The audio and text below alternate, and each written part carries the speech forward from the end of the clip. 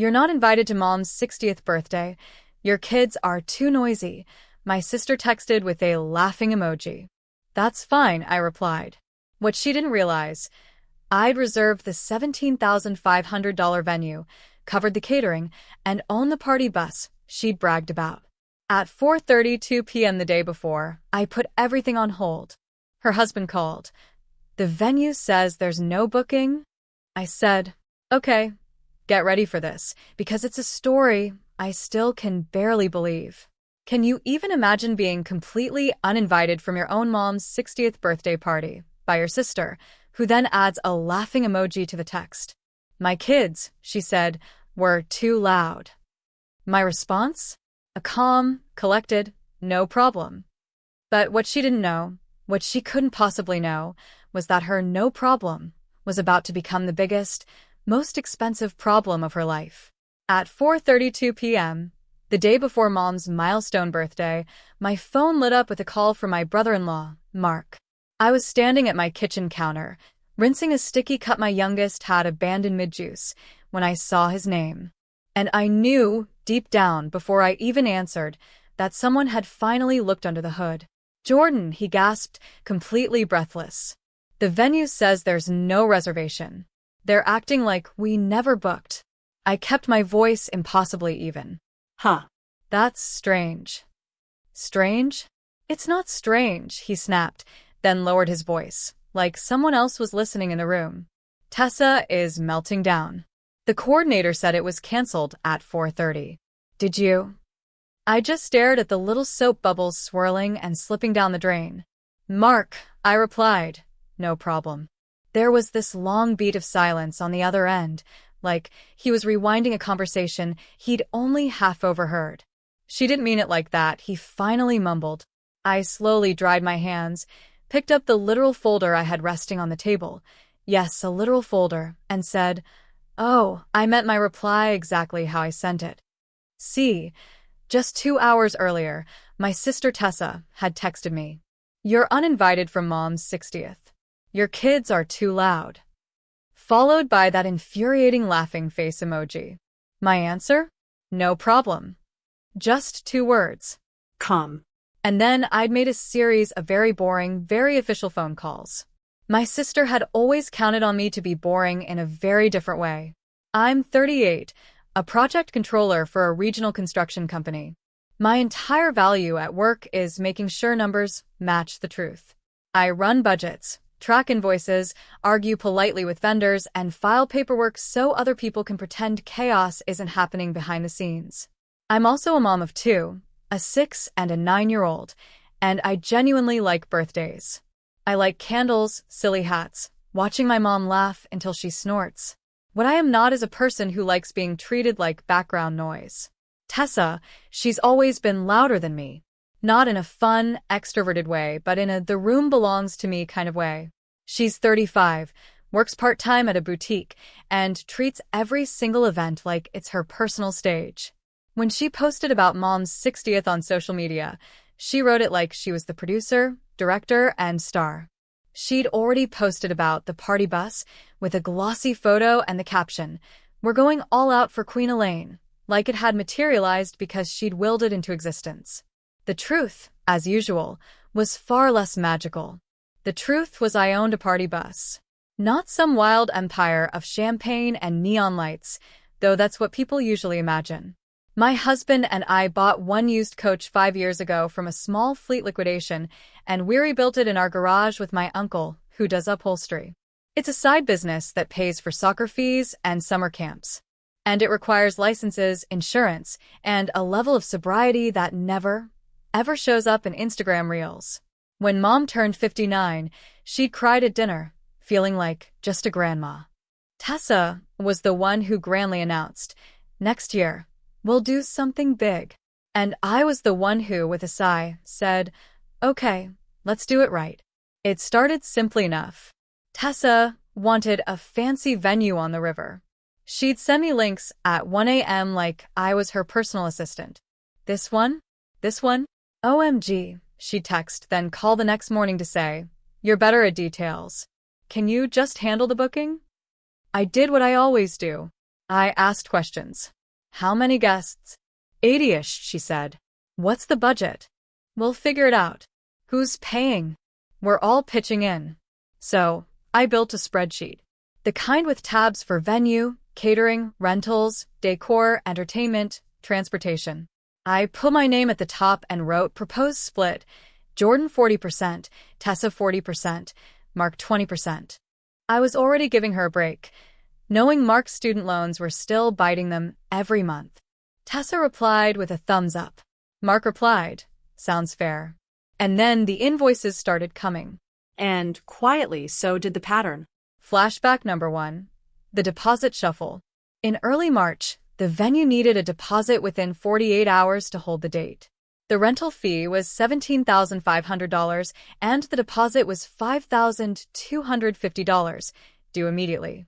The balance was due 10 business days before the event.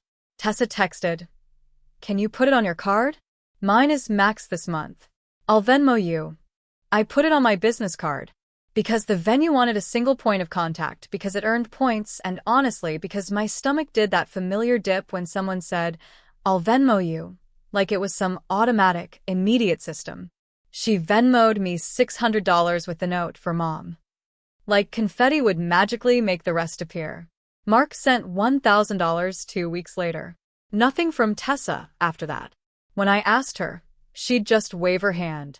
Relax. You're so intense. We have time. Flashback number 2. The guest count creep. In April, the caterer emailed to confirm the head count. We'd originally priced for 80 guests, $78 per adult for buffet style, 2 proteins, sides, plus $650 for staff and a $900 service fee. Tessa forwarded me the email and wrote, "Tell them 95. Mom has more friends than you think." I wrote back, "If it's 95, that's an extra $1,170 plus tax and gratuity. Who's covering that?" She replied, "OMG, it's MO. Stop nickel and dimming." So, I paid the revised deposit, $2,400 to the caterer plus $420 for the linen upgrades she insisted were non-negotiable. Later, at a Sunday dinner, I heard her tell my aunt, "I'm basically planning the whole thing alone." She said it with this little martyr laugh, and Mom squeezed her hand like she was so brave. I didn't correct her. I don't know why. Maybe because I thought the party would be worth it. Maybe because I didn't want to make Mom's birthday about who paid for what. Or maybe, just maybe, because I'd been trained my whole life that Tessa's feelings were a weather system everyone else simply had to plan around. Flashback number 3. The transportation story. In May, Tessa asked if she could use my party bus as her gift to Mom. Not rent it. Use it. I said yes, but with conditions. No alcohol unless we added the rider and security deposit.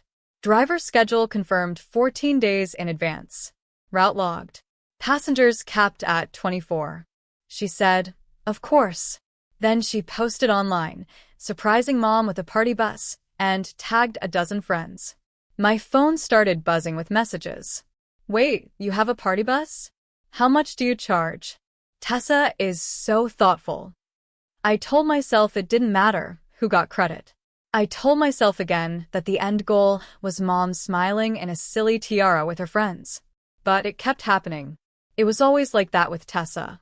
She would decide an outcome, promise it out loud, and then scramble behind the curtain, expecting me to hand her the props. And it wasn't just the birthday. Over the last 3 years, she'd asked me to spot her portion of Mom's expenses more times than I could count. I covered Mom's new hearing aids when the insurance estimate came back short by $1,980. I paid the annual condo HOA special assessment for Mom, $2,750, because Tessa couldn't do it all right then. I handle Mom's cell phone bill, $162 a month, on my auto-pay because Tessa forgets. Each time, Tessa said she'd make it up later. Each time, later turned into a joke. "You're the responsible one," she'd say, like responsibility was a hobby I'd chosen because I enjoyed it. The worst example was last Thanksgiving when Mom mentioned she wanted a small weekend trip for her birthday. Tessa loudly announced, "I'll take care of it." Then she cornered me by the fridge and whispered, "Can you book it? I'm on a spending freeze because of my credit card." I booked 2 hotel rooms for 2 nights, $1,146. I put on my card. Tessa then told everyone she'd spoiled Mom. When the charge hit, she sent me $100 with a note. "Thanks, bestie. We are not besties. We are siblings." By June, my spreadsheet had changed colors. Yellow for promised, red for overdue, green for paid. There was a lot of red. I had paid the $5,250 venue deposit, $2,400 catering deposit, $1,320 rentals deposit, tables, chairs, bar setup, $680 for a small stage because Tessa wanted a moment, $420 for linen upgrades, $295 for printed invitations because she hated my cheap digital vibe, $310 for the DJ's booking fee, $180 for an extra insurance rider for the bus because she insisted on champagne vibes, and $150 for a custom cake tasting she scheduled and then didn't even attend. From them combined, I had received $1,600. And still, I kept moving forward, because backing out meant being dramatic. And being dramatic meant being blamed for ruining Mom's birthday. Then came the text. It was a Tuesday afternoon. My kids were doing homework at the dining table. The house was loud in that normal, messy, lived-in way. Tessa had been sending me photos of gold balloons and writing, "This is going to be insane." She called me twice and I didn't answer because I was in a meeting. At 3:12 p.m., she texted, "You're uninvited from Mom's 60th. Your kids are too loud." Laughing face. Like it was cute. I stared at my phone long enough that my 9-year-old asked, "Mom, are you okay?" I typed, "No problem." I didn't add a question mark. I didn't beg. I didn't argue. I didn't say, "Do you even hear yourself?" I didn't say, "You don't get to uninvite my children from their grandmother's birthday like they're a nuisance." I just set my phone down, opened my laptop, and pulled up the contracts. The venue agreement was in my name. The caterer agreement was in my name. The rental contract was in my name. The bus insurance rider was in my name. Every email thread had my signature at the bottom. Tessa had been the face. I had been the spine. And spines sometimes can just stop holding things up. The breaking point wasn't her insult. Not exactly. It was what came 10 minutes after. At 3:22 p.m., I received an email from the venue coordinator with a subject line, "Updated payment method." I hadn't requested an update. I clicked.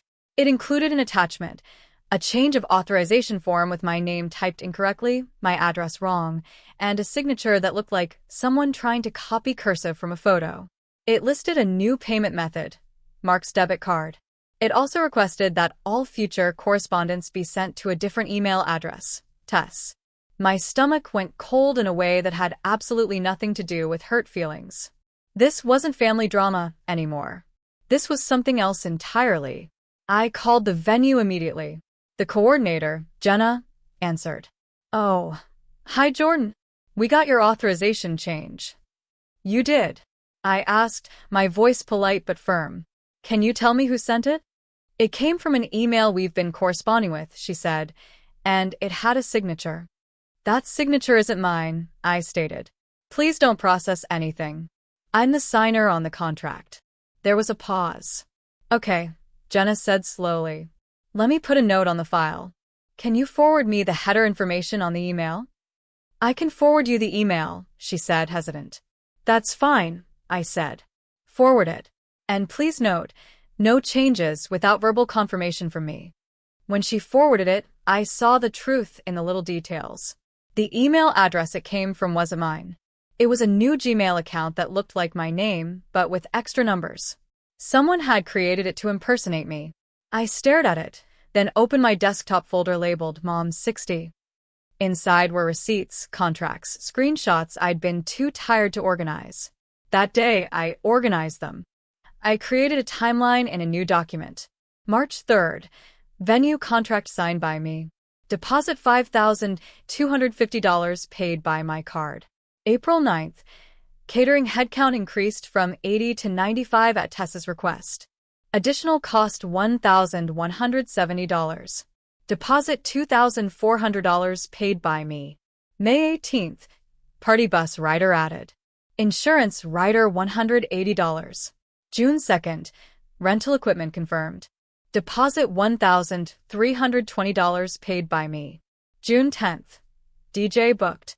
Booking fee $310 paid by me. July 14th. Venue sent fraudulent change of authorization form. Then I started adding supporting files. PDF of the signed contract. Screenshot of the updated payment method email. Bank statement showing deposits and payments. Screenshots of Tessa's texts. Put it on your card. We'll pay you back. Relax. It's Emma. I didn't do it like a revenge board. I did it like I was preparing a claim. Because, in a way, I was. The minute someone tried to forge my signature, this stopped being family drama. This became a financial risk. At 4:05 p.m., I called my bank's business line and asked them to flag my account for potential attempted fraud. I changed my card number. I froze any vendor-initiated manual entry transactions over $1,000. It took 12 minutes, and the representative was calm and kind. At 4:22 p.m., I emailed Jenna at the venue. Please confirm in writing that no authorization changes will be processed without a phone call to my verified number. She replied at 4:28 p.m. Confirmed. At 4:32 p.m., I called the venue. And I canceled. Not the entire event yet. I asked about the policy. Jenna explained, cancel within 24 hours of the final payment deadline and you forfeit the deposit, but you are not responsible for the remaining balance. The remaining balance was $12,250, due that very same day at 5 p.m. Then I'm canceling, I said. She asked, are you sure? Yes, I said. Please email the cancellation confirmation. Then I called the caterer. Their policy was similar. Deposits were non-refundable within 30 days, but the remaining balance, $1,510, wasn't due until 3 business days prior. I canceled the service and asked them to confirm no charges would be run. They agreed and sent an email receipt showing a 0 balance due upon cancellation. Then I called the rental company and canceled, forfeiting $200 of the $1,320 deposit. I called the DJ and canceled, losing the $310 fee. I called the balloon vendor and canceled the $480 installation, which still had a full refund window because it was scheduled for the morning of the party. And then I emailed my insurance agent about my party bus rider and removed the event add-on effective immediately. I didn't do any of it with glee. I did it with the same feeling I get when I shut down a job site budget line because someone's been submitting duplicate invoices. Regret for the wasted effort. Relief that the leak would finally stop. A quiet anger that had nowhere to go except into action. At 5:06 p.m., my phone started ringing. Mom's number. Then Mark. Then Tessa. Then Mom again. I didn't answer. I sent one message to Tessa because I needed a record. Per your message today, I won't be attending. Also, I need you to stop attempting to change vendor authorizations under my name. Do not contact vendors using my information. She replied immediately. What are you talking about? Then, that's not fair. Then, Mom is crying. I took a screenshot, saved it to the folder, and set my phone face down. That night, Mom texted, Honey, can we talk? Your sister says there was a misunderstanding. I wrote back, I can talk tomorrow. I'm not discussing it while emotions are high. At 8:11 p.m., Mark texted, We have people flying in. You can't do this.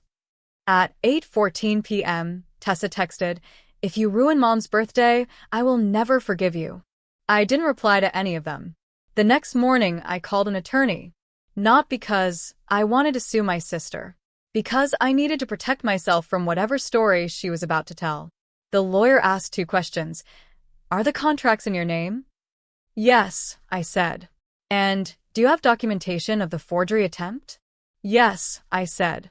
He told me to send a short written notice to both Mark and Tessa, that I was not authorizing any further spending, that any attempt to use my name or accounts would be treated as fraud, and that all communication should be in writing.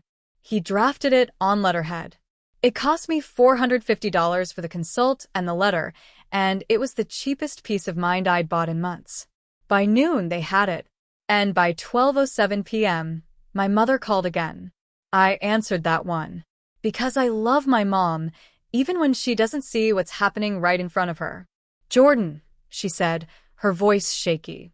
"What is going on? They said you canceled everything. They said you're mad about the kids." "I'm not mad about the kids," I said, sitting on the edge of my couch. "I'm concerned that someone tried to change vendor authorizations by pretending to be me. And I'm not comfortable being responsible for contracts for an event I'm not allowed to attend." Mom inhaled sharply. Tessa said my kids are too loud," I said gently. And then a fake authorization form showed up with my name. Silence. "Did you pay for it?" Mom asked, her voice small, like she didn't want the answer. "I pay deposits," I said. "A lot of them." Mom's voice went even smaller. "I didn't know." "I know," I said. "That's part of the problem." There was a pause. Then Mom said, "It was supposed to be for me." "It still can be," I said. "Just not like this." That afternoon, the family meeting demands began. Mark sent, "We should all sit down tonight. This is ridiculous." Tessa sent, "Come to Mom's at 6 o'clock. We need to talk like adults." My aunt texted, "Your mother is heartbroken. Whatever this is, stop." My cousin texted, "Is it true you canceled her birthday?" I replied to none of them directly. I forwarded everything to my lawyer's email, like he'd instructed, and he responded to Mark with a single paragraph. "My client has canceled all contracts under her name effective July 14th. Do not contact vendors under her identity. Further communication must be in writing." It was not dramatic. It was not emotional. It was a boundary written in ink. The day of Mom's birthday, the party they'd planned didn't happen. Not at that river venue with the expensive view and the Instagram wall.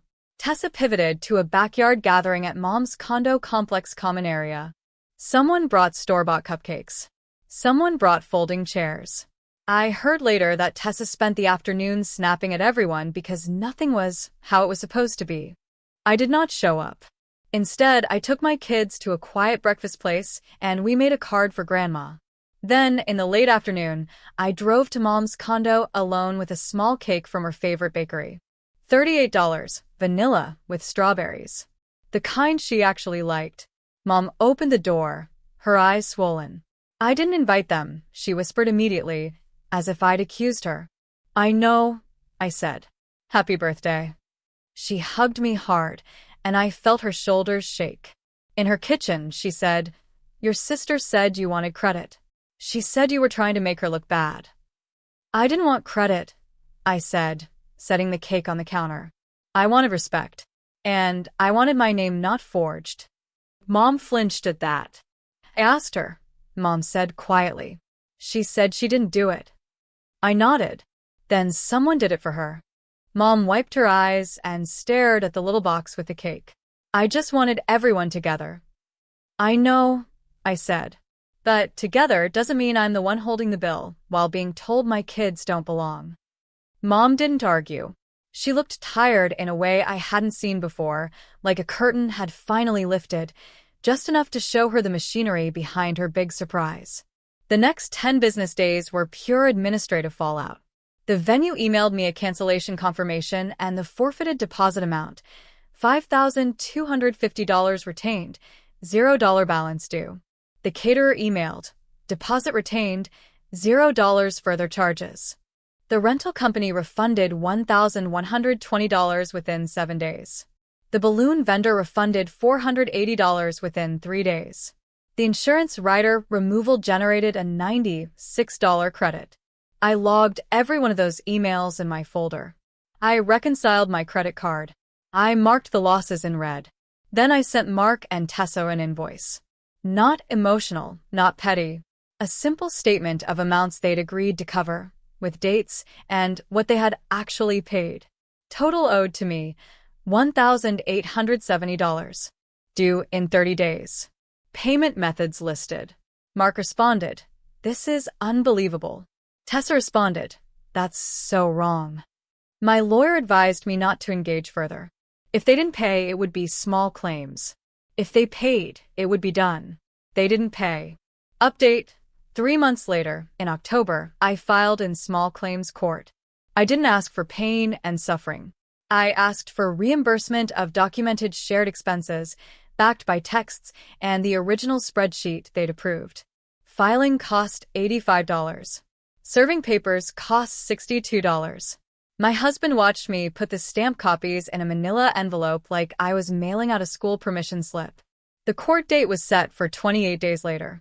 2 days after they were served, Mark emailed me, an actual email, not a text, asking if we could settle. He offered $2,000. I countered with $4,000 payable in 2 installments over 45 days. I didn't do it because I was generous. I did it because court was time and stress, and I had 2 kids and a job and a life I was trying to keep quiet.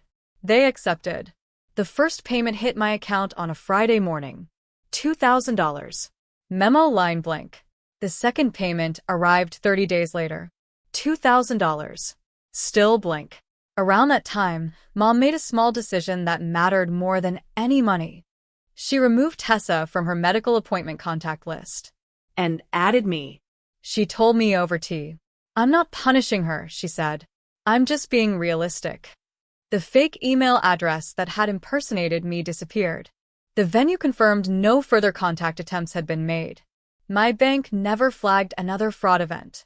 Tessa stopped calling me. The family group chat went quiet. Then eventually, someone changed the name from Elaine's 60th Bash to Family. Like we could rename what happened and make it smoother. Final update: 6 months later, in January, Mom hosted a late birthday dinner for herself.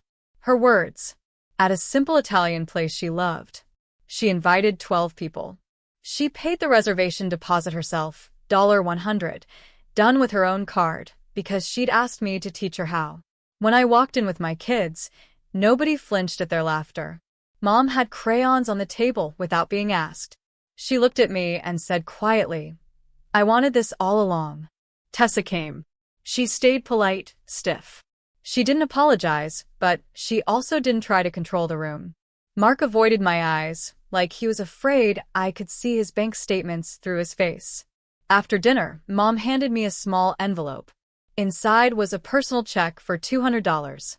On the memo line, she'd written, "For the cake and your trouble." I tried to give it back. She shook her head. "I can't fix everything," she said, "but I can stop pretending you didn't carry it." I drove home with my kids asleep in the back seat, their shoes kicked off, the car warm and quiet. When I got inside, I opened my laptop and deleted the calendar reminder that still sat there, buried in old notifications. Elaine, 60th, Riverfront Venue, 6 p.m. The screen went blank in that little square where the event had been. It felt like breathing room. Boundaries aren't always loud. Sometimes they're just you closing a file and deciding you won't sign your name to something that doesn't include you. So, tell me, have any of you ever had to draw a line in the sand with family like this? What would you have done in my place when that fake authorization form popped up? I really want to hear your thoughts in the comments below.